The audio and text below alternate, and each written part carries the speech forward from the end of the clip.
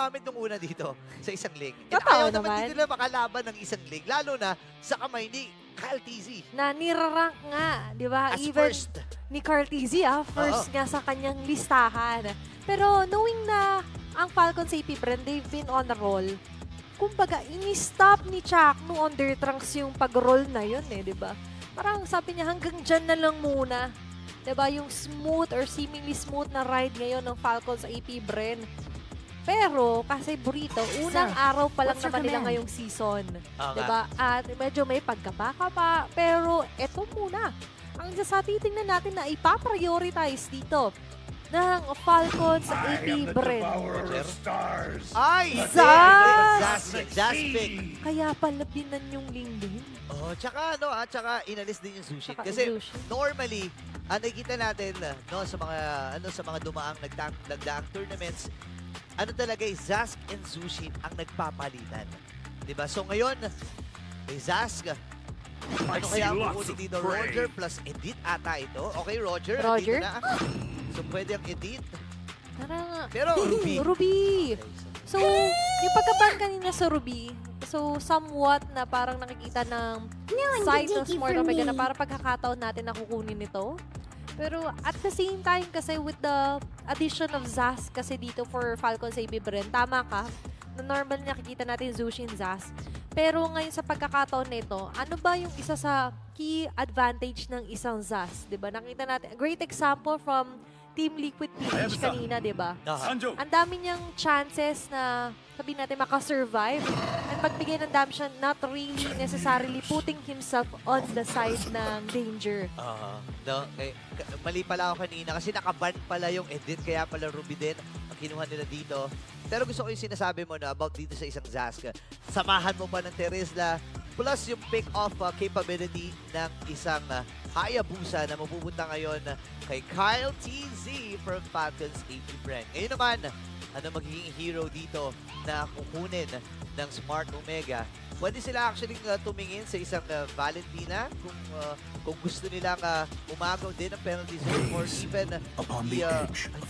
di Nolan. Ay, naglabas kagad sila dito ng jungle. Okay, so tama tayo na flex somewhat ang tong Roger for Smart Omega. So understandable dito na tatapatan pa rin nila na may kabilisan din assassin here for Andor yung isang Hayabusa. So they need to find a way nga lang syempre to reach the Zas if ever then onto the backside. Pero looking forward to the 4th and 5th ban for both Smart Omega and for Falcons AP brand. Speak of ban, it's going to be a Tigreal. Oo, Natatanggalin. mahirap kasi kalaban yung Tigreal eh. And yung lineup kasi nila dito, parang may tendency ding magkumpulan. Kasi nga naman, di ba, pag nakakuha ng I'm Offended, itong Ruby, may pag-go talaga na gagawin. Oo. And ayaw mo kasi na ma-force ka pa kumuha ng Purify, di ba? So, Moss ka ba nga alisin? Same with the Jawhead. Ngayon, magiging final ban. Wala pa rin Mage, wala pang Roam na pwedeng kumuha dito sa isang Hayabusa or kung gusto nila i-flex itong Ruby, pwede rin naman. Pwede rin. For Smart Omega, parang wala pang necessary na pwede natin masabi na ang Ruby onto the XP lang to. Yup. Ang Ruby onto the roam. So, we're Even when quite all is light pa forlorn. sa ngayon. Pero ngayon, sa pagtanggal ng Vexana, mas nililimit nila yung ginawa kanina din syempre. Dito ng Smart Omega, especially with the Eternal Guard. Timing is everything, but Aurora nga pala. Oo nga, isa rin sa mga umaangat. No? Day number 1, napakaraming beses natin nakita. Kahapon yon, napakaraming nating beses nakita ang Aurora na naglaro at napagana ng ilan. Pero ngayon ay ang Smart Omega ang masusubok. At kumuha na rin sila dito ng isang Claude. Ano ang magiging final pick? Ano ang hero ni Ogwen? Ano nga ba ang mga available? Gusto ko yun na medyo napa-double take sa camera si Super Marco pagka-pick ng Moskov, di ba? Sakto. Diba? Ayan na. Wait Naku po. lang. Saglit. Naalala ko, sabi ni Coach Daki kanina. Dun Kanina sa lang, post niya, ha? actually, kagabi ata or kanina, yung post niya. Yung mga lason daw, tatanggalin niya. Tinag niya pa si Coach Lembot doon. Tatanggalin daw niya yung mga lason, pero hindi pala. Hindi pala. Kukunin pala nila itong Hylos na ito. Sila pala mismo yung pwedeng manlason dito sa Smart Omega. Omega. And right now, for Smart Omega, ang isa sa hindi natin madalas nakita pa simula yesterday. Wow, kala mo ang dami ng araw eh, no? Okay. The X-Borg for Smart Omega na malamang mapupunta sa kamay ni Ryota. Ryota yan. Again, magandang matchup ang ating makikita. Teresla and the X-Borg. Pwedeng i-argue ito, no, na kaya-kaya namang basagin yung Firaga armor ng mga hampas maso dito ni, ni Teresla eh. Pero, ang mahirap kasi yan, right after nun, yung sunog, yung pokes, diba? Tapos true damage pa yun. Yun yung isa sa kailangan na maging answer, magkaroon ng answer agad rather dito ang Falcon sa AP Bren. Kasi guys, it really depends on how you see it and how you look at it. So sa angle ng Smart Omega, syempre may kalamangan sila, especially with the sunog. Lasso nila yun eh. The true damage, kumbaga. Pero for the side of Falcon sa AP Bren, their mission to shut down that export is to delete or eliminate the Firaga armor. So, depende talaga yan on how will you look. Pero ito yung titignan natin. Grabe naman. Muntik na magka-first blood agad, Burrito. Napuruhan kagad doon. At saka, nakikita kasi natin yung lineup dito ng Smart Omega. Pasma build eh. May init lamig sila dito eh. Si Okir at si Atoy R. The Pasma lineup na hinahatid ngayon ng Smart Omega. Init at lamig. Init at lamig. Okay. Ay, medyo sasabi dito Smart Omega, parang maaga pa lang, kailangan ipakita na natin Chakno eh. Tapang natin. Okay. Lalo na yung hero niya, matapang din talaga, di ba? Sakto pa rin na, Captain Hook pa rin. Kasi nangahatak pa rin yung Ruby eh. Ay, oo nga, no. The Captain Hook, ladies and gentlemen. Jack Mamba, nagpapakita na naman ng mga hooks. Ayun Kung kanina tayo, Franco, ngayon naman, Ruby. Ito na yung isa sa pinakakailangan natin bantayan, yung mga surprise na I'm offended, don't run walking. Kumo-combo din to eh. Oo, ang tagal din ang hold dyan, ha. Mahirap yun. I'm offended, don't run Wolf King. Tapos hindi lang yun, ha, kasi may damage din talaga yung hero na yan. No? Pero siguro naging call na lang dito ng Padron sa APM. Dahil nga dito sa lineup nila na medyo hirap doon sa mga crowd control. Purify na lang tayo. Dalawang hero sa kanila naka-purify. Si Pio at si Super Marco. Oh, tapos si Ogwen, parang extra heal tayo dito. Healing Paglagay natin ng Glorious Pathway, may heal pa tayo. Oo nga. Ay, tandaan nyo, yung Revitalist, nabibit-bit na yan. Nabibit-bit sa katawan yan di ba? Oo, yun yung gusto mangyari later on ni Ogwen. Medyo napanood natin kapon yan. Very familiar. At yung bakit nga ba familiar, syempre ngayon naglalaro din yung gumamit ng Hylos yesterday. Si Chuck, no? And ngayon, may hatakan doon sa unang third ng laban na ito. Again, Atoy R at si Ogwen, nakasilip din. May India ang magkabilang player na ito. Kung saan manggagaling. Flap easy, nakasilip din. Level 4 na. Level 4 lang, ha? Okay. Abang lang yan. Pwede na sila dito umatake. Katulad nga ng sinasabi ko sa'yo, dinamay pa pati yung spawn. Pero okay nga lang din dahil yung Falcon City Bren, gagawin nilang go signal yan para umengage into a fight. Flap easy with the penalty zone. Isang tatamaan pero makakatakas pa rin naman. Flicker exhausted for both Ryota and Flap easy. Habang yung Turtle magpapabalik-balik lang muna sa kanyang pit. Yeah, may mga ultimates na nagamit. Even yung mga spells ay nagamit din. Purify, yung Revitalize, and yung Flicker from Sa gilid! Doon pala bumiktima ang mga members din ng Smart Omega. Habang nagkakagulo-gulo sila, makakasurvive pa rin doon si Okiro with the passive. Habang dalawa rin naman ang tatanggalin nila in addition to what they did to Few and Smart Omega in an instant. 3 kills plus a turtle. Napagandang simula nito para sa bagong barangay. Ay. Smart Omega nakakalamang against Falcons AP Blend. And dito ako surprise ha. Jome and the Super Marco. Pero mamaya na kasi si Andorio. Pa-action talaga si Andorio. Sabi ng Andorio, wait lang. Wait lang, kasama. Puritz. Huwag mo na magsalita. Aatake na naman ako. Mamaya mo na explain. Mamaya na kayo mag-explain. Kasi kita mo non-stop action for Smart Omega. Pero going back. Going back dun sa gusto kong sabihin. Again, early game ang galawan ng isang Roger, habang late game naman para kay Super Marco. So, ang goal lang dito ng Falcons AP Bren, i-prolong yung mga game, i-prolong yung team fight hanggang sa dumating yung punto ng mga 3-core item na si Super Marco at makalabal na katulong nila. Di ba? Oo. And for Smart Omega naman, yun yung kabaliktaran. The opposite naman. They want the early game at napapanindigan naman nila. That's a great start. A huge head start nga for me. Yep. Kasi ba 3 kills sila ni instant. Tapos, nakikita natin ngayon na yung aggressiveness na meron si Chakno, na i-equate nila onto something great, which is a kill. Nabibigay pa dito kay Andoryu, kay Okir. Habang dito, nilatag ng alang din ng Glorious Pathway. Okir is the target!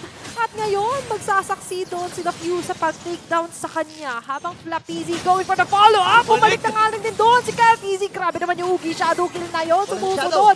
Pero humahagod ng alang din ng mga espada dito ni Andoryu. There's going to be the fracture. Babalik dito kay Flapeezy. Magtatag din si Chakno. At si Ryota nasusunod ng alang din dito. With the last insanity. Flapeezy is down. Chakno magiging sakripisyo. Pero hindi pa yata sila tapos dito, Burrito. Hindi pa tapos. Apoy R ay narito rin. Again, nakita natin. Ang dami mga crucial moments doon. Yung galaw ni Chakno, aka Captain Hook. Napakaganda na nagiging performance niya. Pero bakit si AP Bren? Hindi tayo sanay na nakikita na sa ganitong sitwasyon ang mga bees. Ibang klase ngayon yung sabihin natin bagong barangay talaga. Iba talaga. Pinapanindigan nila. It's a newer version for Smart Omega. At Ay, ngayon may ano isa na naman? naman ma-attack. Akala natin si Kyle parang papasok tapos retreat. Kaso nakaabang lang din si Chakno. Alam niya eh. Alam niya dun sa may shadow na yun ay may Oo. pupunta talagang ninja. Walang iba kundi si Kyle TZ. Parang ano eh, sabi niya, lapit ka ako, sige. Hinuk na naman dito ni Chakno. Pero kung papansinin natin, again, ang maganda dito, hindi pa nati-take down itong si Jom. Wala man siyang contribution sa ngayon. Medyo ngiti-ngiti lang ang contribution niya. Pero, Mas grabe yun. ang importante dito, even Super Mario, ang Oo. importante, walang namamatay sa kanilang dalawa. Oo, mapapangiti ka talaga kapag yung mga secret weapon yun, hindi pa masyado nare-reveal. Oo. Diba? Pero ngayon, si Chaco, ang ginagawa kasi nila dito, kahit may nightmare spawn pa lang yan, ini-eliminate na nila na mabilisan din. Oo nga. Diba? Para kahit pa paano marating nila yung positioning nila. Very crucial to sa may mga mid-push natin sa LNR. Pero pagdating sa bot side, eto sabi mo, ngumingiti pala Ayan sila. na yung ngiti. Ngingiti ka pa ba kapag may 4 na miyembro na Smart Omega ang nag-aabang? Yung ngiti para mapapalit. Hunter si Nurse! Nandun sa pinakagilid, nilatag ng ngalan din ng carpet. Susunod nga ba ang members of Falcon sa AP Bren? Mukhang hindi na muna sa ngayon. Okay, kalma muna. Atoy Ars to the rescue na rin. Flap TC sumilip din. Andoryu, available na actually yung Hypnosis niya. Same way that Hunter Strike if I'm not mistaken. Pero ang Smart Omega nagsasama-sama. Grabe naman to. Ari, 1v1. Ang sakit naman ng normalan. Sabi ni John, papalag naman eh. Papalag Sige. naman eh. Bossing, sige. Kaso, mataan niya parang, wait lang, may Ogwen ka pala dyan. Parang lugi yata ako Parang nakakaramdam ako Parang plano mo talaga yun Oo, may something na naman. Again, Falcon sa AP Bren and Smart Omega. Ngayon ay lamang ng 2,000 ang bagong barangay. Pero ngayon, final turtle ng laban na ito. Mamamayaan si Job sa itaas. Medyo tahimik ang mga pangyayari. Pero dito, hindi na nga yata magiging tahimik ang buhay din ni Chakno. Sabi na try na nga lang din. Mataan dito ni Flapeezy. Hakatake. Nandyan yung Ayma Pwede with the Dome. King nga ba si Super Marco? Go doon sa pinakalikod. With a blazing duo at Chakno. Ay matotor down niya. Habang si Flapeezy naman ngayon ay makakahawak na ng turtle. But on the other hand, kita mo naman for Smart Omega, nang push muna tayo ng lane kung hindi tayo nakakuha ng objective doon na turtle. Ay, hindi ka pa matunaw doon. Andoryu ay tumatakbo. 2 members from Falcon City yung humahabol sa kanila. Pero nakalimutan nila si Jome, si Big J, doon sa may bandang itaas. At kailangan nilang rumisponde, kundi mababasag yung Tori na yan. Grabe si Jome, no? Just owning every lane na mapuntahan niya. Ngayon, mapapansin natin for Smart Omega, hindi ba sobrang lumolobo yung network lead na meron sila? Pero nandun yung ramdam mo na parang may advantage sila sa game number 2 natin sa ngayon. Oo nga eh. Tsaka ang dami mo kasi i-expect no? Dito sa lineup ng Smart Omega. Nandito na siya agad. Iba-iba yung galaw eh. Kung for example si Ukir, may mga counter engagement sila na pwedeng antayin. Chakno with yung mga captain hooks niya, di ba? And yun yung mga punto sa fantasy game na kailangan nilang maging aware, di ba? And lalo na, itong si Owen, parang hindi na siya sinasakto eh. Kanina, ayos lang kasi masyado makulan ang sakit. Pero with the damage na meron ngayon ng Smart Omega, kahit siya yung humarap, pwede siya i-takedown eh. Okay lang, wala nang kailangan i-please dito ang Smart Omega. Kumbaga, pero si Super Marco, medyo maaga yung Blazing Duet niya doon, pero medyo maiipit ang alam din doon si Okir. Na ngayon Buhay hindi pa! pa rin naman mapaproke yung kanyang passive, pero si Ogwen ang babalikan doon na Smart Omega. And that will be it. Papasok man dito si Khaleesi. Si Joe, medyo napalalim. Nakuha lahat ng damage ang Falcon ni Bren. Buhay pa rin. 2-for-1 na naging palitan doon. What a crucial Ugi Shadow kill from Kyle TZ. Na-survive pa ni Flap yung tikan ng pagkakamatay doon. But still, mahahawakan muli nila yung yung bottom lane. Mapoprotektahan. Ibang klase talaga gumalaw itong dalawang team na to. Grabe no, yung akala mo biglang lamang na isa, pero gumawa ng trade din. And as so far, for Smart Omega, isa pa lang naman yung nababasag din nilang Torre dito. And that's onto the top lane ng Falcon sa AP Bren. Pero eto na naman, tayo sa isa na namang Lord para sa game number 2. First Lord. Pero mukhang maagang tatao mga members dito. Inaabangan niya doon. Alam niya na nag-clear itong si Super Marco. Dito ba dadaan? Sabi ko. Okay. Nakikiramdam lang ang Smart Omega dito. Hinahanap din siya, oh. Hinahanap siya nila Kyle. Naghahanapan. Pero pababa kay Joe, medyo dangerous situation yan para kay Joe, if ever. Kasi may ultimate dito si Kyle TZ. Pero eto muna, babalik muli tayo sa isa sa goal nila eventually. Taking down the Lord dito, Burrito. Okay, ako natatakot na kay Andorio dito. Okay, nagdesisyon na siya na umalis. Kuha mo na ng purple buff. Lumalakas ang sintig ng aking puso dito, Burrito, Okay, Super Marco. Tamang clear lang muna siya at manage ng wave dun sa gitna.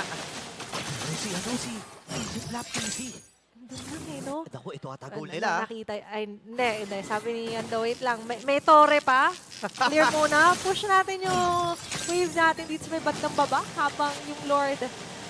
Sure na papaikot-ikutin muna nila to. Ito, nagsimula 10 minutes. Nagsimula yung Timer. Lord dance natin. Okay. Again, lahat na nga ginawa ni Moon nun eh. Pinasakit na yung damage yan. Hindi na pinapalabas yung Lord. Pero may dance pa rin talaga nagaganap. Okay, paano safety bread? 5 on 5. Pwede ata sila dito ha. Paparating na rin si Super Marco sa pinakagilid. Kaso, naramdaman niya. Nice latag of BMI na nga lang din doon, Burrito. Nakita ko yung parang inaantay mo rin eh. Inaantay mo rin eh. Buti na lang, hindi tumiredyo talaga din si Super Marco. Again, bulletproof Marco ang ating pinag-uusapan. Jack Mamba, half-field na rin. Available na yung kanyang immortality. 12 minutes, Burrito. 12 minutes. Gagawin ba niya? Pag binitawan yan at na-reset yan, magiging luminous yan. Oo, pwede na. Ayan na. Ay, hindi. Ayaw ni Ryota. Ayaw gawing level 2. Ayaw gawing luminous, Lord. Okay. Sabi nila, Marco, habang wala pa, do your thing. Do your thing dyan. May bandang top. Pero, natatawa-tawa na nga lang din doon. Eto, medyo... Ayaw pa rin i-reset. Ayaw bigyan ng space yung Lord. Ayan na. Pero si Super Marco, nakita nila dun sa may top lane ha. Pwedeng go signal ito para sa Smart Omega. 4v5 to. Wait lang. Ang ganda ng positioning dito ni Andorio if ever Hindi nagtantan si Marco doon sa top lane. Pero hindi pa nagre-react sa ngayon ng Smart Omega. Ay, sakit. Flap TZ medyo nasaktan na nga lang din doon. Pumasok agad dito si Kyle TZ with the Ugi Shadow Kill. Nakaabang ang mga members ng Smart Omega. This might be a go. Alam nilang walang ultimate ngayon ng Hayabusa. Pero medyo nagdadalawang isip na nararamdaman nila there's something missing. There's someone missing. May nawawala talaga si Blue Bulletproof Marco ay nandun. Pero mag-go at ang Smart Omega. 4v5 daw kasi ang laban. Kupis na kagad ata nila itong Lord na to ha. Ito na, ang pinaka-ultimate Lord fight na makukuha pa rin ni KTZ habang sama-sama pa rin naman sa susugod. Sakto pa yung tagapagligtas sila dito na si Super Marco with the Blazing Duet just giving those damages. Going for the shutdown. Napan si Job gumagapang dito, kumakalmot. Pero mukhang mapapatras na nga lang din siya.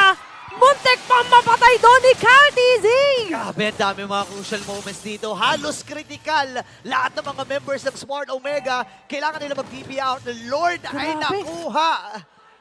Grabe yung steal na yon. Panoorin natin sa Infinix Instant Replay.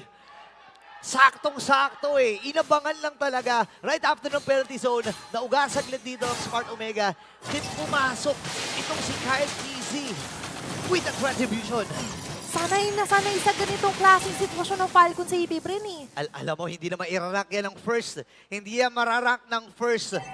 Kung wala-wala lang. Acknowledged eh. In-acknowledge. Diba? At ngayon, nakikita natin na talagang tinatry nila yung best na ma-maximize itong Lord na ito. And imagine, nakaangat na rin lahat ngayon ng wave ko. Kanina halos walang basag na tore. Sa Smart Omega, ngayon may nag-aabang na Andoryo. Makikita ng mga Shuriken! Ay, nakita nung Nakita! Shuriken. Natapakan. Nakita. Buti na lang may shadow pang natitira para makataka si Kyle. Yun yung mga game sense eh. Game sense yun.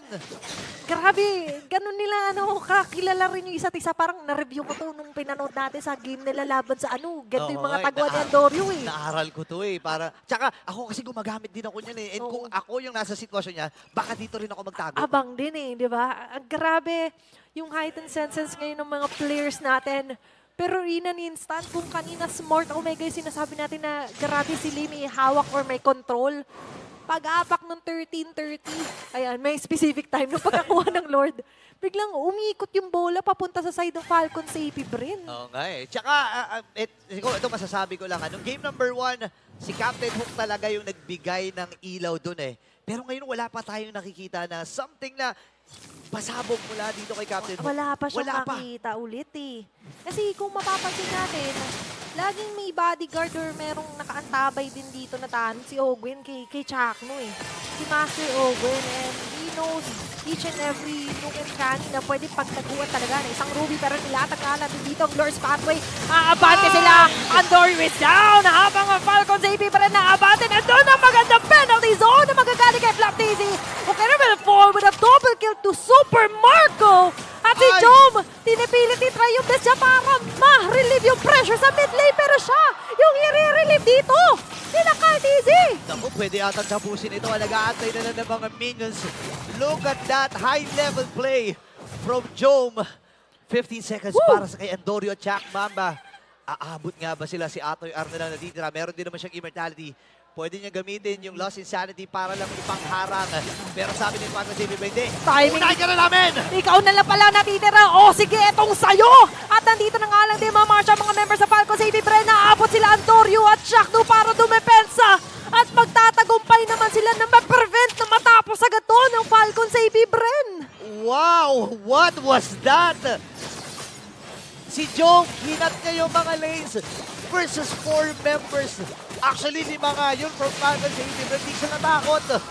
Kaso, dito nga lang medyo matatakot ang Smart Omega Burrito. Kasi, nakakuha na naman ng Lord. Okay. Tapos, nawala pa si Andoryo for ilang Ang seconds. problema, pabuhay na rin yung Lord. Ayan na nga, nabuhay na yung Lord. Ayan na. At kasama nila ito. Ito ay medyo makunat-kunat at masakit-sakit. 24 seconds para kay Andoryo. Pero with the kits na meron ang Smart Omega, ako naniniwala ako na may posibilidad pa na maklear nito. May posibilidad pa na mabawi. Pwede pa. Pero ang tanong, papayagan ba ng Falcon sa AP Bren? Walang flicker si Flap TZ.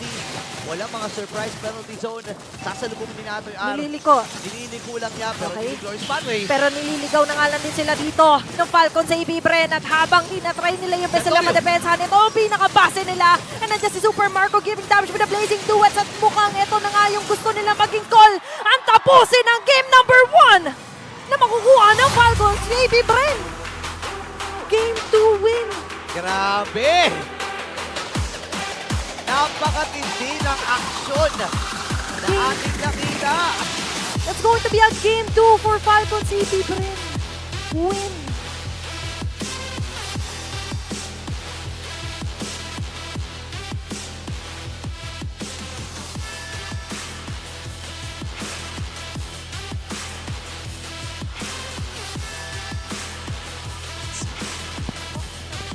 Ang araw na ito na hindi tayo makakakita ng game number 3 for the second time in a row.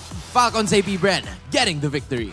Ganon-ganon lang, nagkaroon ng ability ang Falcons AP Bren to turn the tides against them and ensure that they extend this to a decider series. Okay, Ingan. Anong masasabi mo dun sa Interviewin ka matchup muna na yun? namin, Kasi boss. parang, Wait. okay. Anong masasabi mo dun sa matchup na yun? Because I feel like it was back and forth all throughout, di ba? Literal na back and forth, pero isa lang masasabi ko.